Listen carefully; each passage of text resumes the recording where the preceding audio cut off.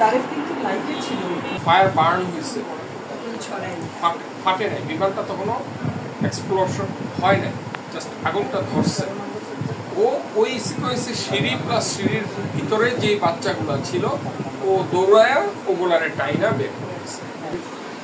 ওদের জীবদ্দশা পর্যন্ত অ্যাটলিস্ট কোথাও গিয়ে যদি বলে মাহিন চৌধুরী আমার মা, অন্যভাবে আর চিনেইতে হবে কাউকে।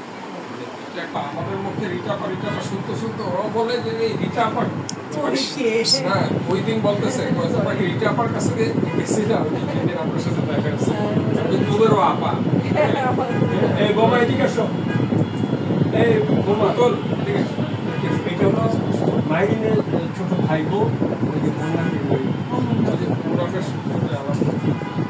তারা আইডি কার্ড দেখায় বাচ্চার সাথে চেহারা মিললে বাচ্চা থাকে, যাতে বাচ্চা যাতে মিসিং না।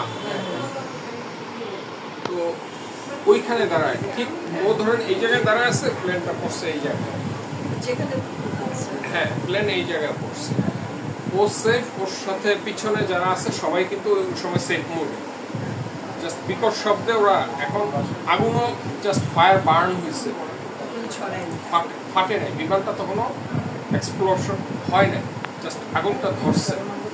ও ওই সিকোয়েন্সে সিঁড়ি প্লাস সিঁড়ির ভিতরে যে বাচ্চাগুলো ছিল ও দৌড়ায়া ওগুলারে টাইনা বের করেছে, ঠিক আছে। এটা ধরেন যে সর্বোচ্চ হয়তো 1 থেকে 1.5 মিনিট এই টাইমটুকু ক্লিয়ার, এই ফুল বার্নিংয়ে। তো ও বলে যে ওর সাথে যে গার্জিয়ানরা দাঁড়ায় ছিল তারা তো এজ এ কোঅর্ডিনেটর হিসেবে ওরা খুব ভালো চিনে, বলে যে মিস আমাদের সাথে দাঁড়ায় ছিল, আমরা পিছের দিকে দৌড়তেছি, মিস সামনের দিকে দৌড়তেছি, বাচ্চাদের দেখি মিস এরকম ছুঁড়ে ফেলতেছে যে আমি আছি, তোমরা দ্রুত, মানে যে ওর সামনে আসতেছে তারই টাইনা বের করে দিচ্ছে দ্রুত। পরে বিল্ডিংটার সাইড মানে 2টা ক্লাসরুম সহ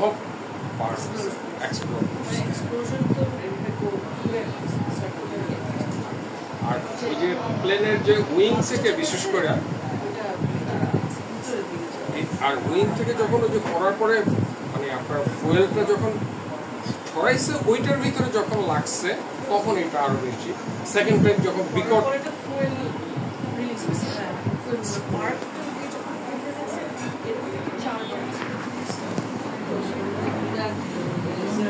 আর কারণ ফাইট মানে জেটের ভিতরে থাকে হলো ছোট ছোট কন্টেনার, মানে ছোট ছোট স্লট, তো ওই যে ভেঙে যে পড়ছে এক এক সময় একটা হাঁটতে না, হ্যাঁ ওখান থেকে আইসিতে নিবে।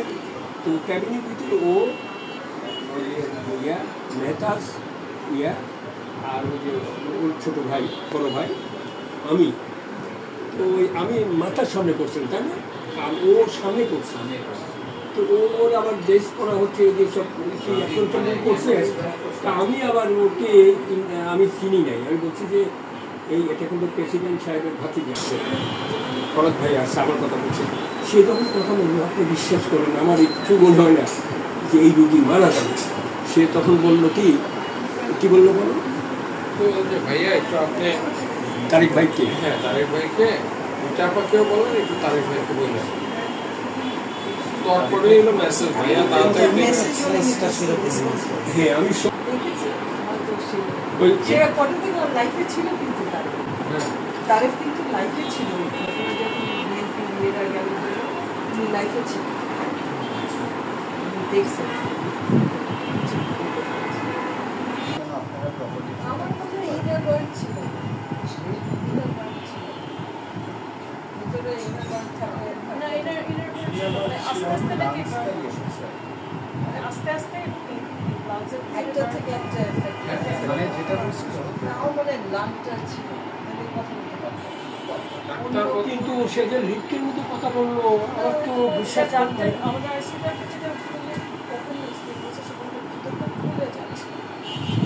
লিফটটা কিরকম, it's not fire, I know once it burn, we burn the প্রেশারটা আস্তে আস্তে জিনিসটা হয়ে যায়, তো তাদের তো ওটা প্রেশার দিচ্ছিল ভিতরের যে, এই জন্যই বারবার বলতেছিল যে আমার ঠিক এই জায়গাটায় ব্যথা করতেছে।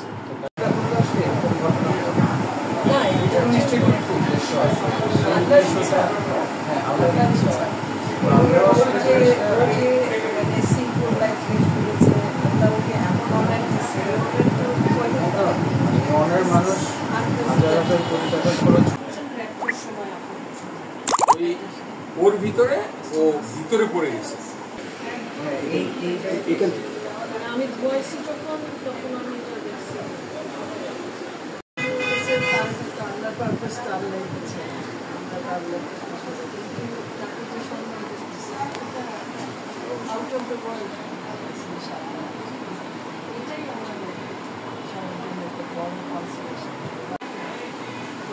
তোমরা বললা যে অ্যাটলিস্ট আপনি ধরেন যে আগামী ওদের জীবদ্দশা পর্যন্ত অ্যাটলিস্ট কোথাও গিয়ে যদি বলে মাহিন চৌধুরী আমার মা, অন্যভাবে আর চিনেই তো হবে কাউকে।